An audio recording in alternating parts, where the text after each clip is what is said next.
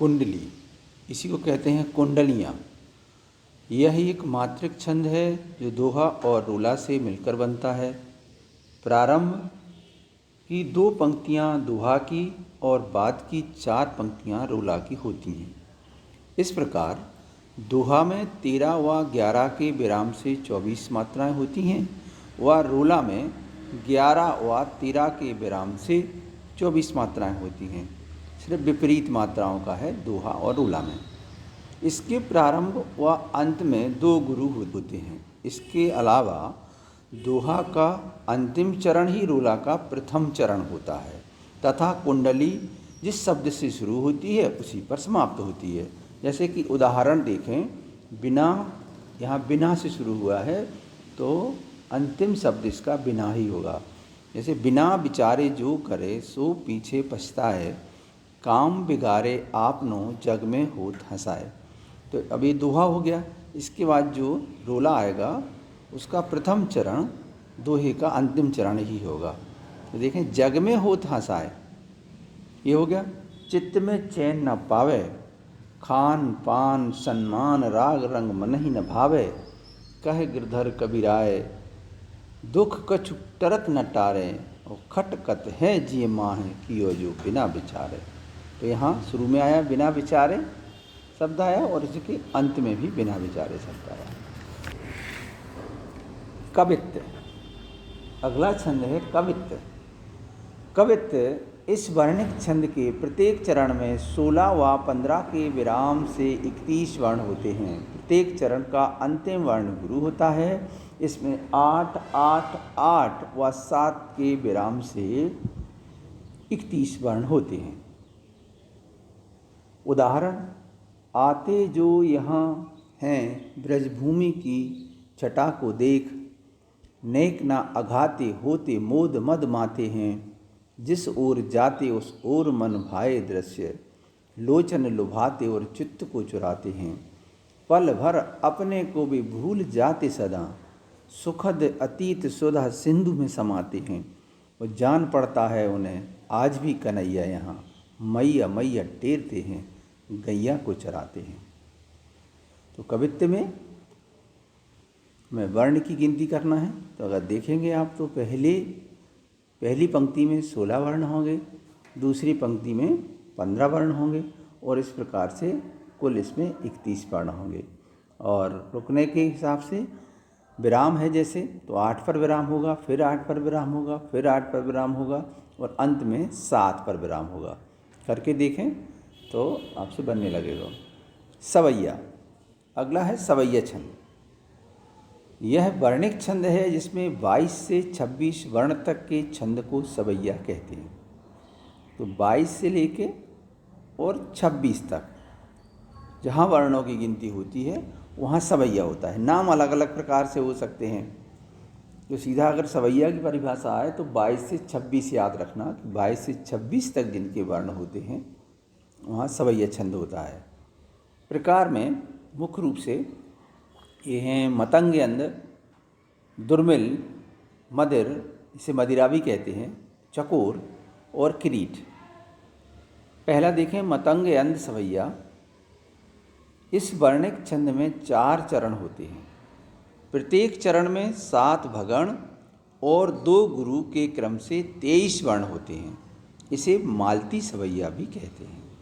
उदाहरण के लिए, धूर भरे अति शोभित श्याम जुग, तैसी बनी सिर सुंदर चोटी, खेलत खात फिरे अंगना, पग पैजनी बाजती पीली कछोटी, वा छवि कोरस खान बिलोकत, वारत काम कला निधि कोटि, और कागही भाग बड़े सजनी, हरि हाथ सो ले गयो माखन रोटी।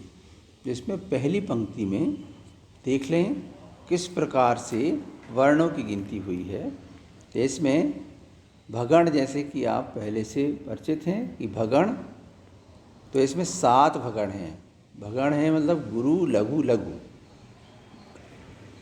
धूरी, धा में बड़ी ऊ की मात्रा है तो यहाँ गुरु, लघु, रे में लघु, भा में लघु, रे में गुरु, आ में लघु, ती में लघु, सो में लघु, वी में लघु, ता में लघु, स्या आधा सा और या दोनों को मिलाएं तो गुरु, माँ में लघु, जू में लघु, फिर तय में गुरु, छुट्टी की मात्रा लगी है तो लघु, ब अकेला है तो लघु, ना में बड़ी की मात्रा है तो गुरु, सा में छुट्टी की मात्रा है तो लघु, रा अकेला है तो लघु।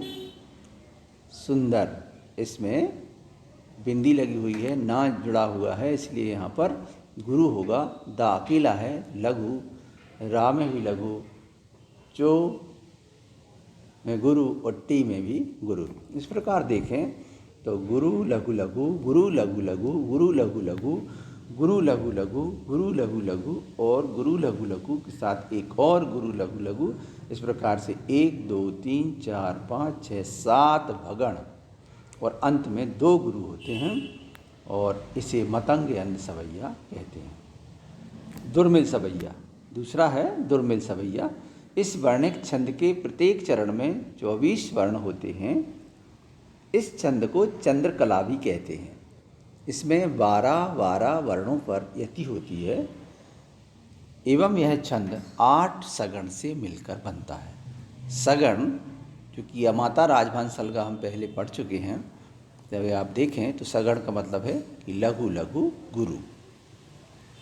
तो करता कर जोड़ गुहार प्रभु रख लो अब लाज हमार हरे, इस जीवन के तुम प्राण सुधा कर दो हमरी सब पीर हरे, मन चंचल होए रमे जग में हरि की छवि से यह दूर टरे, भवसागर पार उतारन को तुमसे मनवा यह टेर करे।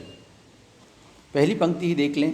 कर्ता लघु लघु गुरु, करजोड़ लघु लघु गुरु, गुहार प्रभु।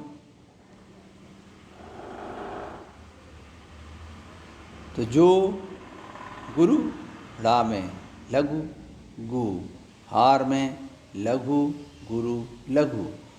इस प्रकार आप देखें तो लघु लघु गुरु, लघु लघु गुरु, लघु लघु गुरु। इस प्रकार से पूरे में 8 सगण होते हैं और इस प्रकार से इसमें 24 वर्ण होते हैं। तो 12 और 12 के विराम से 24 वर्ण होते हैं। और उदाहरण है पुरते निक्सी रघुबीर बधु धर धीर दये मगमे डगद्वे, झलकी भरी भाल कनीक जलकी पुट सूख गए मधुराधर वे, फिर बूझत हैं चलनौ अब केतिक पर्ण कुटी करहो कित हवे, और तिय की लकी आतुरता पिय की अखियाँ अति चार चली जल चुए।